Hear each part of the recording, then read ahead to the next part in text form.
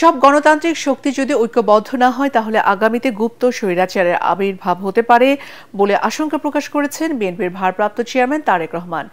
কুমিল্লার দক্ষিণ জেলা বিএনপি দ্বিবার্ষিক সম্মেলনে ভার্চুয়ালি যুক্ত হয়ে তিনি বলেন, গুপ্ত স্বৈরাচারের কবল থেকে দেশের মানুষকে বাঁচতে সব ভেদাভেদ ভুলে বিএনপি নেতাকর্মীদের ঐক্যবদ্ধ থাকতে হবে।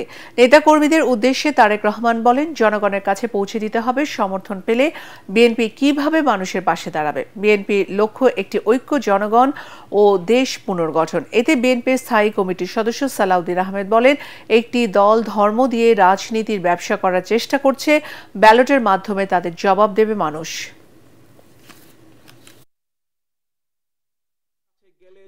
আমরা যদি সকলে আজকে ঐক্যবদ্ধ না হই, আমরা যদি গণতান্ত্রিক শক্তিগুলো সব ঐক্যবদ্ধ না হই, আমরা যদি দেশের জনগণকে আজকে ঐক্যবদ্ধ করতে না পারি, তাহলে দেশ স্বাধীনের পরে যেভাবে স্বৈরাচার চেপে বসেছিল, তাহলে 2008 সালে তথাকথিত নির্বাচন দিয়ে 1/11 পরে তথাকথিত নির্বাচন দিয়ে যেভাবে স্বৈরাচার ফ্যাসিস্ট দেশের কাঁধে চেপে বসেছিল, যদি আমরা জনগণকে বুঝাতে সক্ষম না হই, যদি আমরা ঐক্যবদ্ধ না হই প্রিয় ভাই বোনেরা, তাহলে বলা যায় না, হয়তো আগামী দিনে গুপ্ত স্বৈরাচারের আবির্ভাব হতে পারে দেশে।